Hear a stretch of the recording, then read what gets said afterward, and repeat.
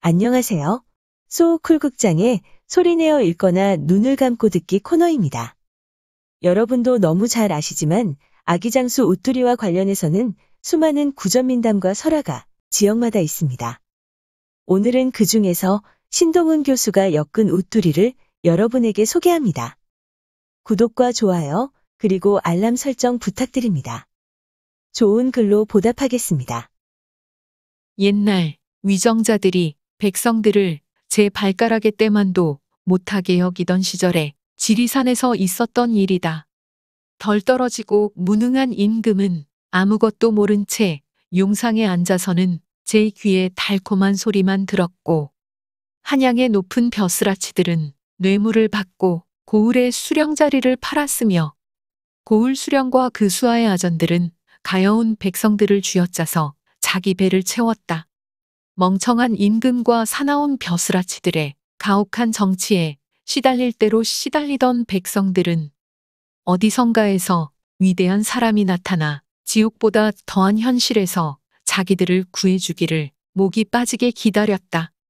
뼈골 빠지게 일해봤자 새끼들 입에 풀칠도 못하니 이놈의 세상 한번 확 뒤집혀야 해. 그 무렵 지리산 자락에 어떤 농사꾼 부부가 살고 있었다. 부부는 가진 땅이 없어서 품을 팔아 먹고 사는 처지였다. 그렇게 겨우 끼니를 이어가던 어느 날, 남편이 산비탈의 밭을 일구다가 갑자기 쓰러져 아내를 혼자 남겨두고 다시는 못 올 길로 떠났다. 그런데 아내는 혼자가 아니었다. 몸속에 새로운 생명이 자라고 있었기 때문이다. 뱃속의 아기가 점점 자라 만삭이 되었지만 여인은 이를 쉬기는커녕 당장 끼니를 때우기 위해서 품팔이에 나서야만 했다. 사람들이 그 모습을 보고 다들 혀를 찼지만 모두 저 살기에 바쁜지라 달리 어떻게 할 방도가 없었다. 어느 날 여인은 무거운 몸을 힘들게 추스르면서 혼자 산속에서 비탈밭을 메고 있었다. 호미질하고 있는데 갑자기 배가 아프기 시작하더니 마침내 꼼짝도 못할 정도가 되고 말았다. 여인이 배를 움켜쥐면서 살려달라고 소리쳤지만 지나가는 사람이 아무도 없었다. 비몽사몽간에 억새를 꺾어서 탯줄을 자르고 여인은 맥이 풀려서 그만 쓰러졌다. 천신만고 끝에 혼자서 아이를 낳았지만 혼미한 중에도 생각해보니 아이 울음소리가 안 들렸다. 깜짝 놀라 정신을 차리고 살펴보니 아이의 입이 꼭 닫혀 있었다. 더 놀라운 것은 아기의 몸이 윗도리만 있는 것이었다. 엉덩이 아래로는 아무것도 없었다. 여인은 그만 울음을 터뜨렸다. 아이고, 지리산 산신령님. 이 일을 대체 어떻게 해요? 집으로 돌아온 뒤에도 아기는 한 번도 울지 않았다. 다른 말소리도 내지 않았다. 그저 돌부처처럼 두 팔을 몸에 붙인 채 가만히 앉아 있을 뿐이었다. 사람들은 그 아이를 몸이 윗도리만 있다고 해서 우뚜리라고 불렀다. 부르다 보니 어느새 그게 아이의 이름이 되었다. 아이의 이름이 그러니 아이의 모친은 저절로 우뚤레라고 불리게 되었다. 우뚤레는 다시 품팔이하러 다녔다. 우뚜리를 등에 둘러업고 이곳저곳 일터를 찾아 돌아다녔다. 밭 한 구석에 놔두면 우뚜리는 언제라도 돌부처처럼 가만히 앉아 있었다. 그날도 우뚤레는 품팔이를 나가 아들을 논둑에 앉혀둔 채 동네 사람들과 함께 모를 심고 있었다. 그때 악하고 독살스럽기로 소문난 고을 하전이 말을 타고 지나가다가 멈추고는 못 심는 곳으로 다가왔다. 사람들이 또 무슨 트집을 잡으려나 하고 신경이 잔뜩 곤두서 있는 판인데 아전은 하필 우뚤레를 부르며 물었다. 임자, 내 뭐 하나 좀 물음세. 놀란 우뚤레가 아전을 바라보자 걸자가 실실 웃으면서 희롱하듯이 말했다. 지금까지 심은 뭐가 모두 몇 폭이나 되는가? 우뚤레는 당황해서 아무 말도 못했다. 그러자 아전이 음흉하게 웃으면서 이죽거렸다. 자기가 심은 것도 세지 못한단 말인가? 이런 멍청한 여편네 같으니라고. 웃둘레는 아무 말도 못하고 얼굴이 빨개지고 말았다. 그 모습을 보는 농부들의 마음에 불이 일었지만 모두 어쩌지 못하고 속으로 화를 사갤 뿐이었다. 그때 뜻밖의 일이 벌어졌다. 옆에서 그 모습을 보고 있던 웃두리가 입을 열어 아전에게 소리친 것이었다. 보세요. 그러는 당신은 지금까지 타고 온 말발자국이 모두 몇 개나 됩니까? 아전은 얼굴이 벌겋게 달아오르고 말았다. 그는 혼자서 불그락 푸르락 활을 돋우다가 말머리를 돌렸다. 그 모습을 보면서 사람들이 모처럼 통쾌하게 여겼다. 저 꼬락선이라니. 속이 다 시원하다. 10년 묵은 재증이 쑥 내려가네. 그러면서 말을 전혀 못하는 줄 알았던 웃두리를 사람들은 아주 경이로운 눈으로 바라보는 것이었다. 그날 밤 웃두리는 어머니를 앉혀놓고서 뜻밖의 이야기를 꺼냈다. 어머니, 이제는 제가 집을 떠날 때가 된 것 같습니다. 언젠가 한양에서 저를 죽이러 올 거예요. 내가 떠나면 혼자 남은 나는 어떡하니? 어머니, 그게 어머니와 저에게 주어진 하늘이 내린 운명이에요. 떠나기 전에 부탁이 하나 있습니다. 검은 콩 한 마를 구해다가 한 톨도 빼지 말고 볶아주세요. 그리고 좁쌀도 한 말만 구해다 주세요. 오냐, 알았다. 웃둘레는 동네를 다니며 검은 콩과 좁쌀을 구해왔다. 그리고 밤새워 콩을 볶았다. 한참 콩을 볶던 웃둘레는 콩이 잘 익었는가 보려고 무심코 하나를 집어서 먹었다. 그때는 그게 탈이 될 줄은 꿈에도 몰랐다. 다음 날 웃두리는 콩자루와 좁쌀자루를 손에 든 채 어머니의 등에 업혀 길을 떠났다. 지리산 깊은 계곡에 이르러 집채만한 바위 앞에서 웃두리는 어머니를 멈춰 세웠다. 그리고 어머니에게 억새를 꺾어와서는 바위를 치게 했다. 억새로 바위를 치자 놀랍게도 바위가 칼로 무울을 벤 듯 두 쪽으로 갈라졌다. 어머니, 저를 저 바위 가운데 넣어주세요. 그리고 금생에는 저를 잊으셔야 합니다. 또 앞으로 3년이 찰 때까지 아무한테도 이 일에 관하여 말해서는 절대로 안 됩니다. 어머니는 가여운 마음에 눈물을 흘리며 웃두리를 갈라진 바위 사이로 내려놓았다. 그러자 바위는 아무 일도 없었던 것처럼 다시 하나로 합쳐졌다. 갈라졌던 흔적도 전혀 남지 않았다. 갑자기 웃두리가 사라지자 이상하게 여긴 동네 사람들이 웃둘레에게 아들 간 곳을 묻기 시작했다. 아이가 어제 저녁에 갑자기 입에 거품을 물더니 쓰러져 죽었다오. 그래, 산속에 갖다 묻었지요. 웃둘레가 그렇게 둘러댔지만 사람들은 선뜻 고지듣지를 않고 의아하게 여기는 것이었다.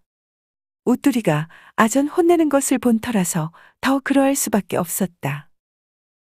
그 후 언제부터인가 이상한 말이 돌기 시작했다. 세상을 구할 장수가 태어났다는 소문이었다. 하늘이 웃두리라는 장수를 내려보냈는데 용마를 타고서 지리산 어디론가로 사라졌다는 것이다. 머지않아 그가 나와서 이 세상을 바꾸어 놓을 것이라고도 했다. 사람들은 그 소문을 귀갯말로 은밀하게 전했다. 발 없는 말이 천리를 간다고 소문은 점차 지리산 기슭을 떠나 나라 곳곳으로 퍼져나가기 시작했다. 나라에 큰 흉년이 들고 탐관오리들의 수탈로 사람들이 죽어나가면서 소문의 위력은 점점 커져만 갔다. 언제부턴가 한밤중에 산이 쿵쿵 울리고 사람들이 떠드는 듯한 소리가 들리기도 했는데 사람들은 그 소리가 아기장수 웃두리가 부하들 훈련시키는 소리라고 믿었다. 머지않아 천하를 구하러 세상에 나올 것이라고도 했다. 마침내 그 비밀스러운 소문이 한양에 있는 권력자들의 귀에까지 들어가고 말았다. 그러자 그들은 눈에 불을 켜고 옷두리를 찾아 나서기 시작했다. 조선팔도 곳곳에 장군과 군사를 내려보내 각 고을을 뒤지게 했다. 대궐에서 나온 장군과 고을 수령들은 군사들을 풀어서 이상한 소리가 나는 곳을 찾기 시작했다. 그러나 도무지 소리 나는 곳을 알아낼 수가 없었다.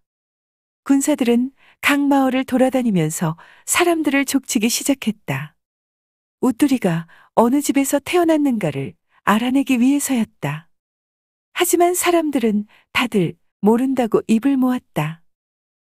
그때 예전에 옷두리에게 망신을 당했던 아전이 문득 3년 전의 일을 떠올렸다. 자기를 망신시켰던 아이가 아랫도리가 없었다는 데까지 생각이 미치자 무릎을 쳤다. 그 아이가 옷두리라는 것을 직감한 것이었다. 장군은 아전을 앞세우고 옷둘레가 사는 마을을 이잡듯 뒤지기 시작했다. 하지만 사람들은 하나같이 모르는 일이라고 발뺌을 했다. 그런데 방정맞은 아낙네 하나가 마을에 있었던 게 탈이었다.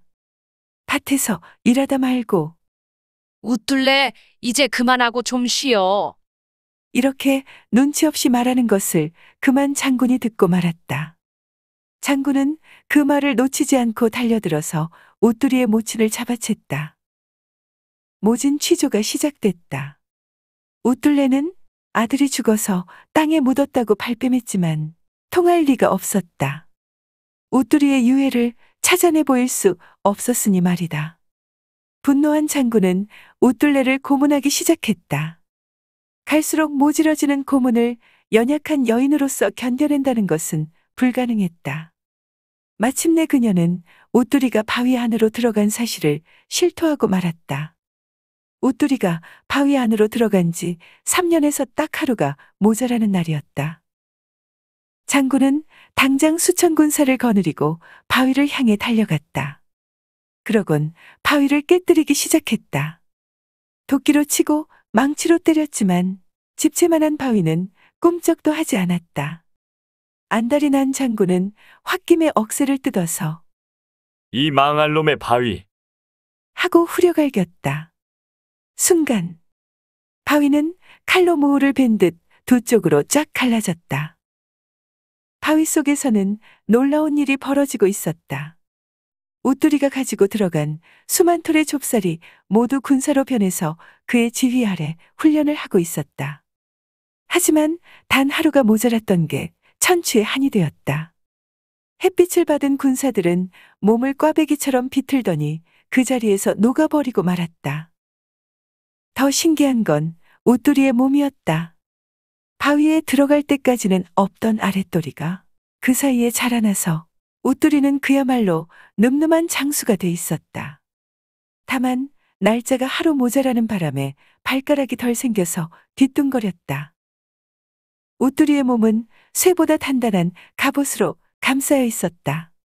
가지고 들어간 볶은 콩이 갑옷이 되어 옷두리의 몸을 감싼 것이다. 어서 저놈을 처치해라. 명령을 받은 군사들이 우르르 달려들었다. 하지만 그들은 옷두리의 적수가 될 수 없었다. 옷두리가 콩갑옷을 입은 채로 공중에 번쩍 솟아올랐다가 뛰어내릴 때마다 군사들이 수십 명씩 나가떨어졌다. 다시 옷두리가 하늘로 솟아오르자 장군이 소리쳤다. 화살을 한꺼번에 날려라. 군사들이 옷두리를 겨냥해 빗발치듯 화살을 날렸다. 화살들은 콩 갑옷을 뚫지 못하고 힘없이 튕겨나왔다. 그러나 그 갑옷은 완전하질 못해 딱 한 곳 빈대가 있었다. 옷둘레가 콩을 볶다가 하나를 먹은 탓에 겨드랑 아래가 콩알 하나만큼 비어 있었기 때문이다. 바로 그 빈자리에 화살 한 대가 파고들었다. 그러자 붉은 피가 분수처럼 솟구쳐 올랐다. 옷두리는 하늘을 향해 크게 한 번 부르짖고는 그대로 땅에 떨어져 거꾸러지고 말았다. 옷두리의 최후였다. 하루만 더 있었으면 병사들과 함께 바위를 열고 나와 백성들을 살렸을 텐데 딱 하루가 모자라 그리 되고 말았다. 바위가 열리고 옷두리가 병사들과 함께 사라지던 바로 그 순간 지리산 자락 어느 냇가에 날개 달린 말 천마가 나타나 사흘밤 사흘낮을 울었다. 그렇게 슬피 울던 말은 저 혼자 깊은 연못 안으로 들어가 버렸는데 그 뒤에도 물속에서는 자주 마르는 소리가 들렸다. 백성들은 그 소리를 듣고 웃두리가 아직도 죽지 않고 살아있다고 믿었다. 날개 달린 말이 웃두리를 태우고 깊고 깊은 물속으로 들어갔고 지금도 그 물속에 있으며 새로운 세상을 만들기 위해 언젠가는 웃두리가 물을 박차고 나올 것이라고 믿고 있는 것이다. 들어주셔서 고맙습니다. 용어 설명에 올리겠습니다. 웃두리는 윗몸을 지칭하는데 여기에서 우두머리라는 의미가 유추되며 이는 새 나라를 건국할 영웅이라는 뜻이 함축되어 있다고 합니다. 용마는 용과 말 사이에서 태어난 말입니다. 대체로 수컷용이 암컷말을 임신시켜서 태어난 말이라고 하는군요. 전설에 의하면 기원전 2800년 무렵 복희씨가 왕이 되었을 때 백성들이 황하 물가에 모여서 아우성을 쳤다고 합니다. 복희가 군중을 해치고 물가로 가보니 머리는 용이고 몸통은 말의 형상을 한 용마가 나왔다고 하는 전설이 있습니다. 일반적으로는 뛰어나게 좋은 말을 뜻한다고 합니다. 천마는 옥황상제가 타고 하늘을 다닌다는 날개 달린 말입니다. 우리나라에서는 경주시 천마총에서 발견된 천마가 유명합니다. 참고 문헌 및 자료 출처 설명에 올리겠습니다. 신동훈 교수가 엮은 세계민담 전집 한국편의 웃두리가 기본 텍스트입니다. 그 외에 서정호 선생이 글을 적고 서선 미화백이 그림을 그린 아기장수 웃두리와 송원 선생이 글을 적고 정성화 화백이 그림을 그린 아기장수 웃두리의 그림과 글도 참고했습니다. 국립중앙박물관, 국립민속박물관, 한국민속대백과사전, 한국학중앙연구원 그리고 한국민족문화 대백과사전의 기사와 사진도 참고했습니다. 교육부 공식 블로그, 상민들의 의식주와 문화재청, 문화유산 검색의 경주천마총 장리천마도의 그림도 참고했습니다. 지역의 문화, 이야기 자료에서 제주 백성들을 위해 밀란을 일으킨 이재수의 기사와 그림, 윤종빈 감독의 2014년 영화 군도 밀란의 시대에서 몇 장면 캡처했습니다. 빵꾼의 기록으로 보는 암행어사 1이라는 딴지일보의 기사와 일러스트도 참고했습니다. 위키백과와 나무위키의 기사와 사진을 참고했습니다. 조선시대 화가, 김홍도, 신윤복, 김준근 그리고 김윤보의 그림 몇 점을 빌렸습니다. 한국민화협회 소속 민수경화백의 그림 천마도도 빌렸습니다.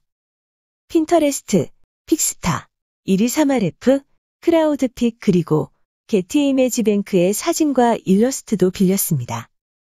소우쿨 극장은 일주일에 3번, 매주 화요일, 목요일 그리고 토요일 오전 10시에 이야기를 올립니다. 안녕히 계셔요. 고맙습니다.